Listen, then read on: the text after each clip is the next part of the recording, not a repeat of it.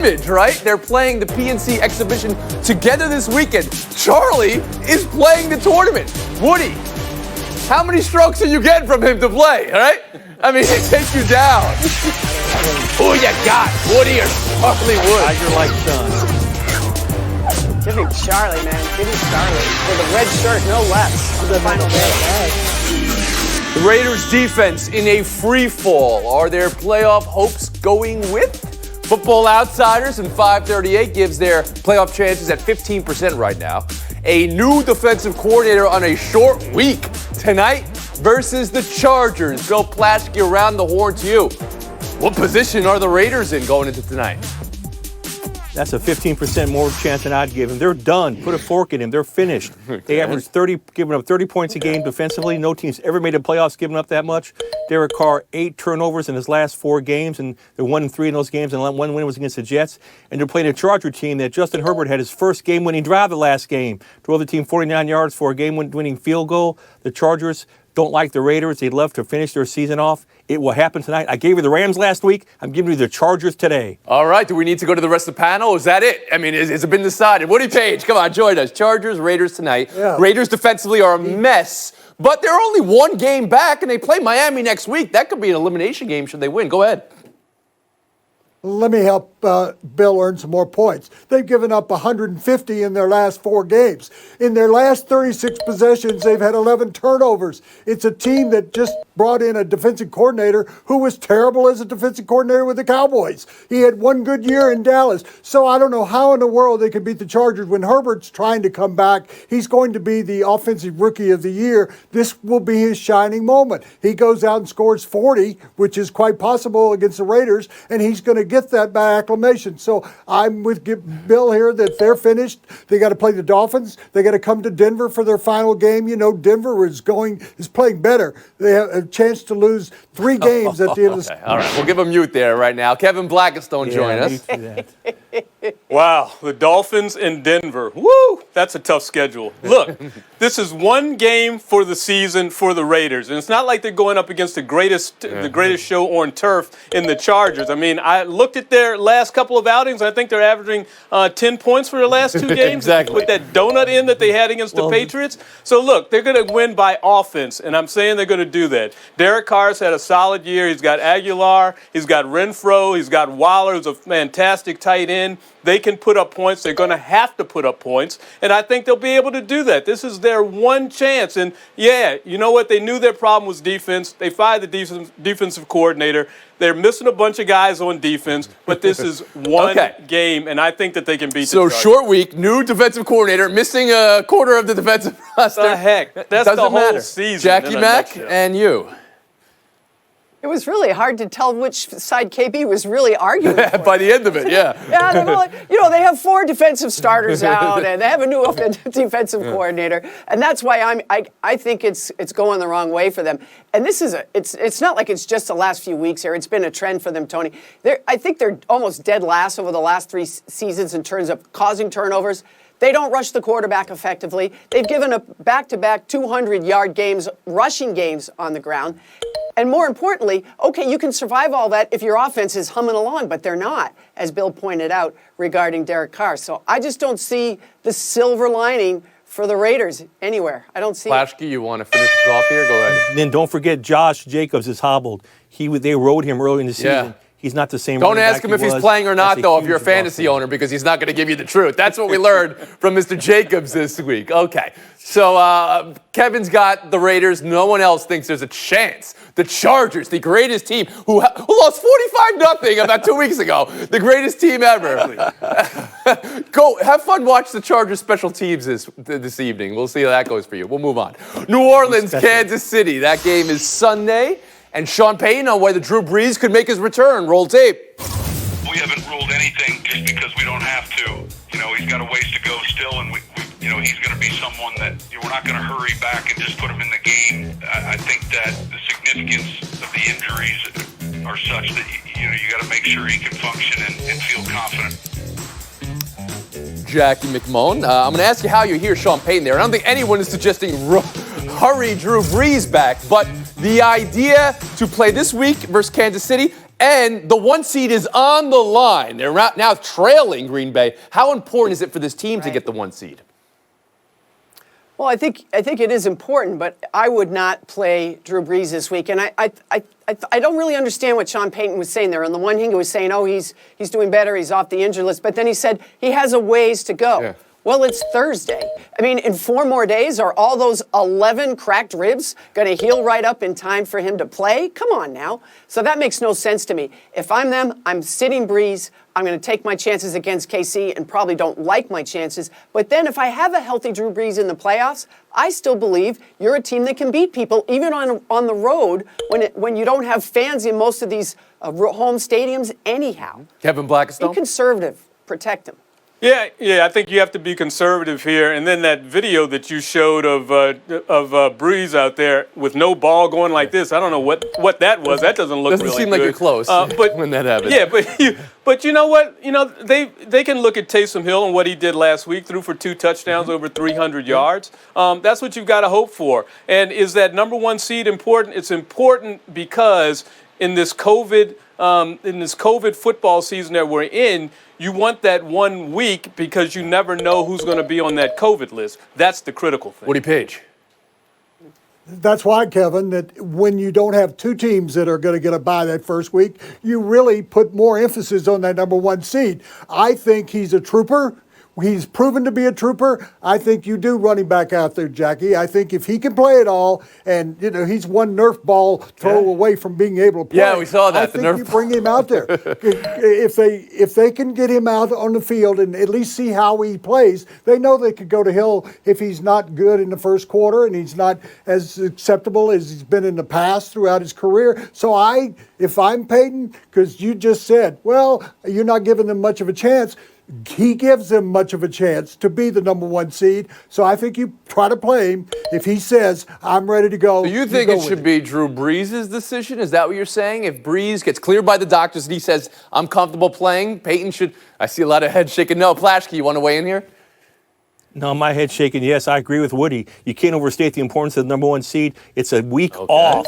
It's a week off for a veteran team and a week off for Drew Brees. I think you put Drew Brees out there, and if the game gets out of hand, you get him out of there. But you give him a shot because I don't think Hill can get this thing done. KB saying what a great game he had last week. He had 2 turnovers and 5 sacks, both of them career highs for him.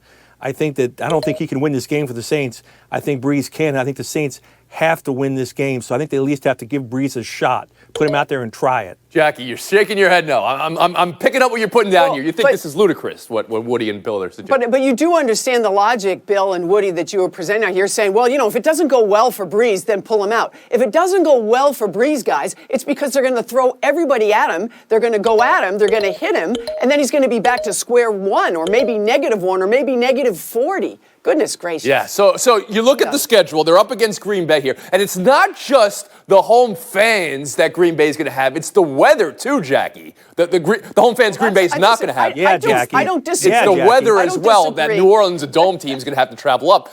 Should they play New Orleans in that I one season? understand all that. But New Orleans has Tennessee on schedule. I have that right. I'm sorry. Green Bay has Tennessee on schedule coming forward. So there's a game there that New Orleans could feel comfortable. Right. Maybe we have a shot at this. But Blackstone, I'll give you the last word.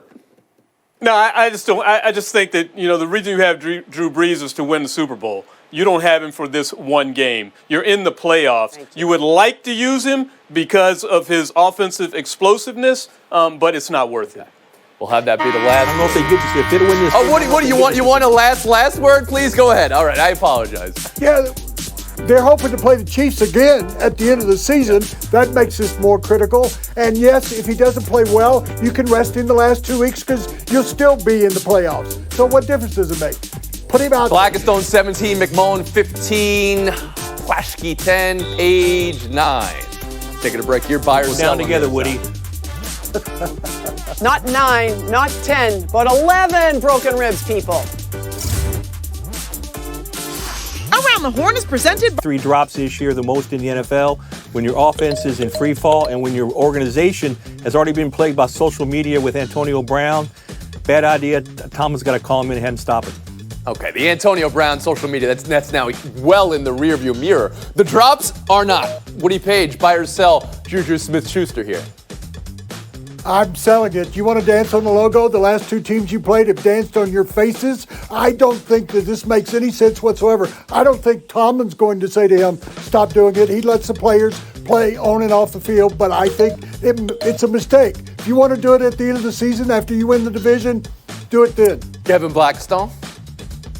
It's 2020. He wants to dance and be on TikTok. Who cares what he does on a logo? I don't think other teams are getting fired up. I don't think that's why Pittsburgh has lost their last two games, is because Juju is dancing on a logo. The teams have said they are. The team was 11-0 while he was dancing on a logo. Now they're 0-2 while he's dancing on a logo. Both apply. Jackie Mack, how do you see it? Yeah, therefore they're 11-2 while he dances on the logo.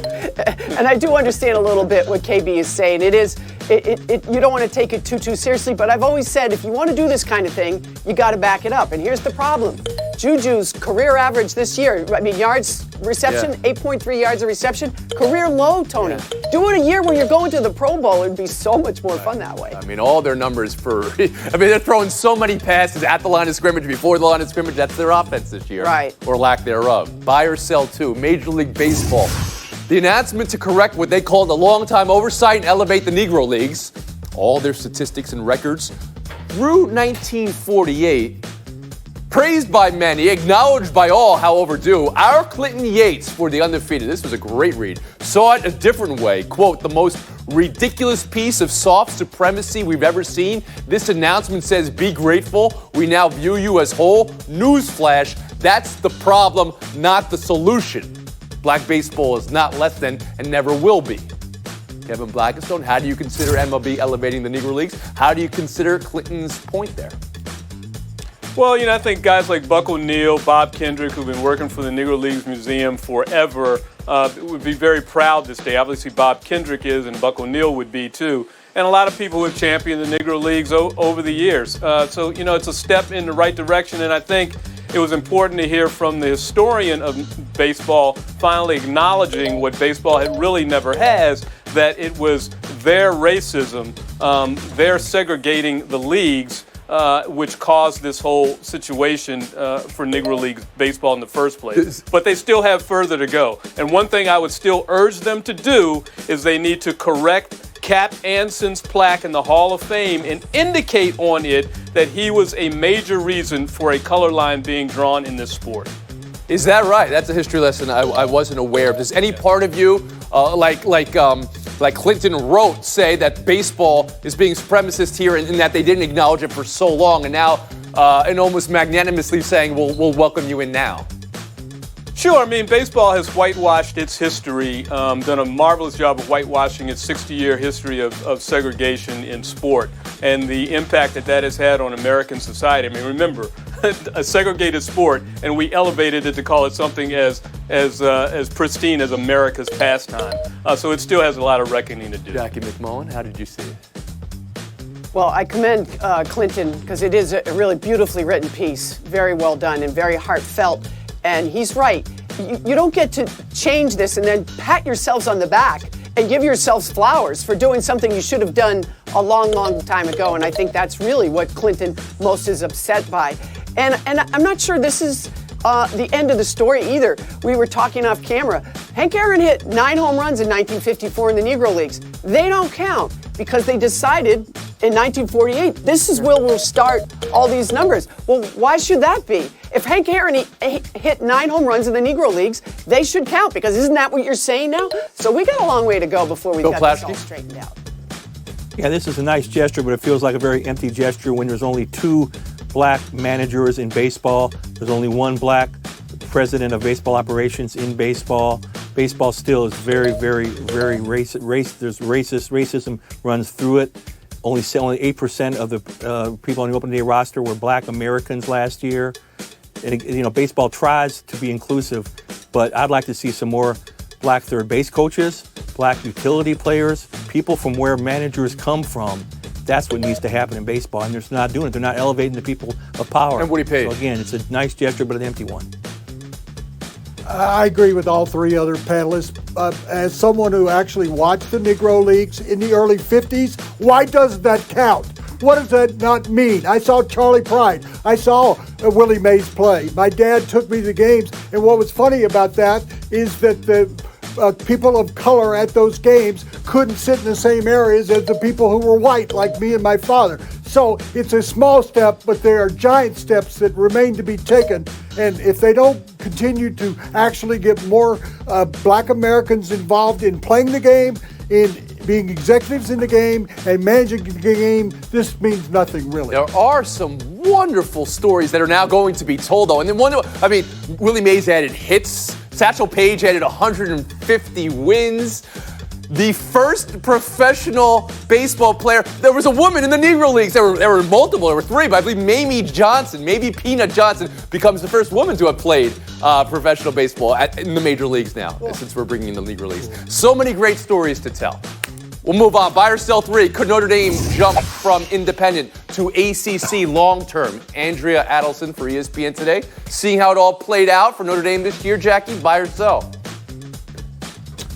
I think they should really consider the ACC. I know they have their real cushy, financial agreement with the network that they get paid their $15 million. But I think it's a lot to ask if you're an independent. You almost have to run the table for you to even have a chance. But if you're in the ACC, you win that championship game, you win that title game, you're playing really great teams like Clemson. Why, if you're Notre Dame, you wouldn't want to do that? Bill Plaschke. Yeah, Jackie, but college football is no longer just about wins and losses. It's about the money. It's about the brand. They would lose that money. They would lose their brand. They've got to stay independent. I think they'll sacrifice that because of their brand. They'll sacrifice a chance for a national championship in order to pocket that $15 million and be on TV everywhere. Woody Page.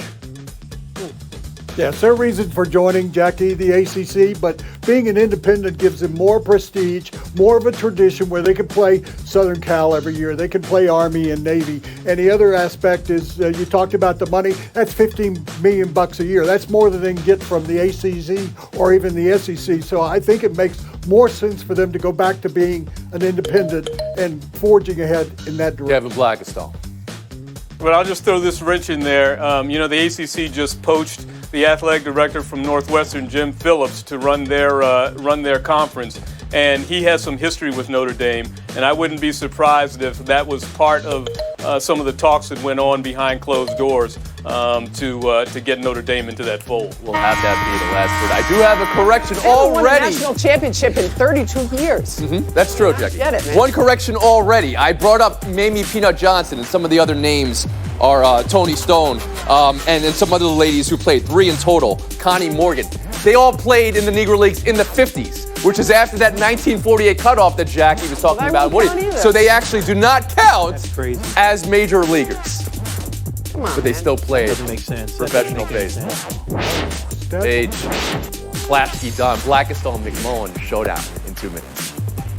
Max Kellerman, I'm Molly Cameron. Stephen A. will be with us in just a moment. I heard he's in his backyard sledding or building a snowman or something, but he's going to come in shortly. Lewis, good to have you with us. And let's start right with Aaron Rodgers. You heard him. He was saying he'd love to have his third MVP here. But with that being said, Max, there's this other guy in the AFC who has only one loss. You've heard of him, Patrick Mahomes. Who is the MVP right now between those two? Is it Rodgers or is it Mahomes? Right now, if the MVP had to be handed out right now, it would have to go to Aaron Rodgers. And I've been on this show saying, I said before, the first time I saw Patrick Mahomes throw in the preseason, I came on the show and said, I'm going to tell my grandkids about this. It looked like Brett Favre with the arm talent, and except that he doesn't make the mistakes Favre makes. And then I went on to say, okay, this is the best quarterback I've ever seen. I thought Aaron Rodgers was, Mahomes is. Every year I think Mahomes is going to win the MVP.